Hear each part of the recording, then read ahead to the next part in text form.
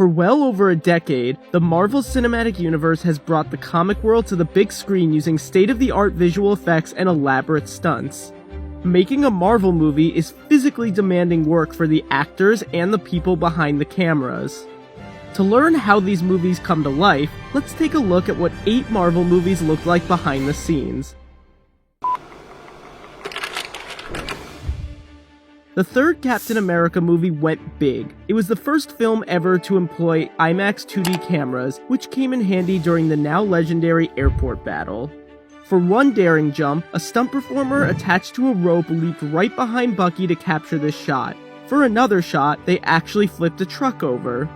The sequence where Cap faces off against Crossbones and falls out of a window and then onto an awning, a truck, and then finally the ground took a lot of planning.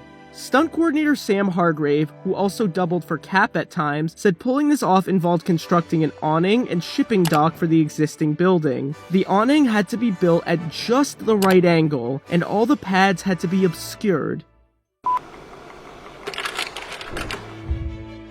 Doctor Strange took the MCU visually to a new level. The multiverse involved intense CGI work. Framestore alone worked on 365 visual effects shots for the film, so naturally, there was a lot of green screen and empty spaces on set. Like when Doctor Strange walks through this portal into another dimension. On set, he was really walking through what looked like a giant glowing hula hoop. Meanwhile, elaborate wire work was used to give the appearance the characters were floating through the air. And when Strange takes on his astral form, the visual effects team backlit everything. This helped them more easily create a transparent effect. And what about Strange's fateful car crash? According to director Scott Derrickson, they had to destroy about 9 real Lamborghinis for this one scene. Unsurprisingly, outer space in the sequel to Guardians of the Galaxy looked a lot like a blue screen. One of the most subtle touches in the film was the de-aging done to Kurt Russell for the opening flashback. While they did do some makeup touch-ups to make him look younger, it was largely CGI. A young actor was used for reference of 30-year-old skin and stood in for Russell on set. Visual effects artists later grafted some of the stand-in's skin onto the older actor. And how do you act alongside a CGI character like Baby Groot? With this Baby Groot doll, which gave the cast a better idea of how they should make eye contact with Baby Groot in a given scene. Actors Bradley Cooper and Vin Diesel recorded the voices of Rocket and Baby Groot in a sound booth. Their facial expressions and gestures were also recorded and used for reference when animating the characters. In Black Panther, the cast's rigorous training and fighting styles ranging from judo to jiu-jitsu is on full display throughout the film. Actor Michael B. Jordan was covered in about 3,000 prosthetic dots. Each one was made with a glue-like material. The makeup team had to make sure they wouldn't all come off during the Warrior Fall sequence, given that it was a fight scene involving a lot of body contact and splashing water. Black Panther was shot all over the world. Many of the Wakanda scenes were filmed on a soundstage in Atlanta, while the car chase through the streets of Busan was actually filmed in South Korea. According to cinematographer Rachel Morrison, they wanted to distinguish Wakanda visually from the rest of the world. One way they did that, lighting. For the Wakanda scenes, Morrison said they relied on warm afternoon light and used supplemental light to get rid of any shadows. Avengers: Infinity War contains approximately 2,900 visual effects shots. Thanos is a motion capture marvel. Bringing a CGI character with over 40 minutes of screen time to life was a big challenge. At times, actor Josh Brolin would wear a Thanos head on top of his own head so the actors could use this eyeline as a guide. Brolin wore a motion capture suit, tracking marks on his face, and a helmet with cameras attached to it to get every subtle mannerism. In this sequel, Scott Lang fought alongside Hope Van Dyne, aka the Wasp. She made a big impression early on during this fight sequence in a restaurant. The stunt team went through 4 to 5 weeks of intense training for it. Evangeline Lilly worked with them to tweak the character's moves to fit the actress's own movements. For example, Lilly thought to add a lot of S-curves into her fighting style.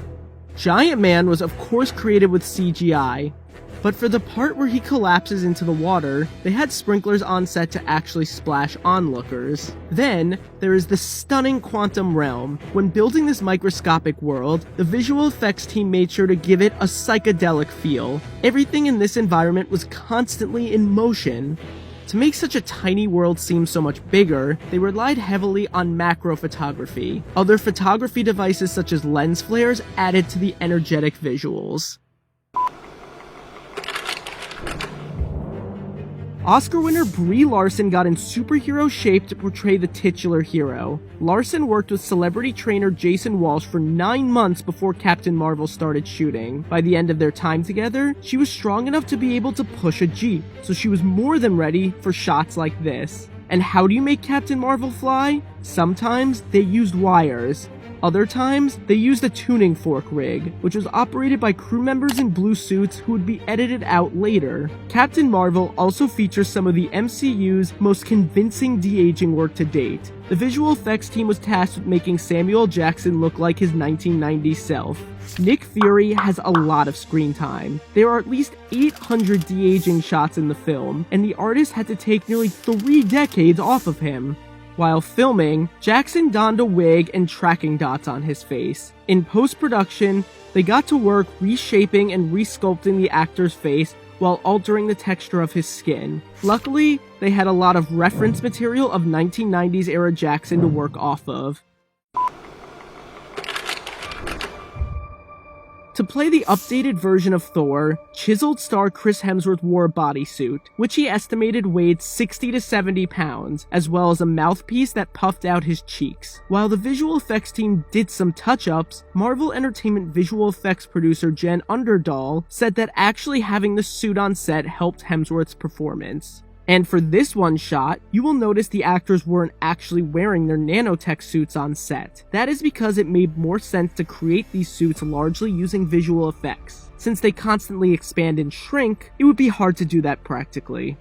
Nothing compared to the film's final battle. Bringing this many characters together in one place was a logistical challenge. Not every actor could actually be there on set at the same time. Take this shot where the MCU's female heroes stood together. Tom Holland couldn't be there on that day.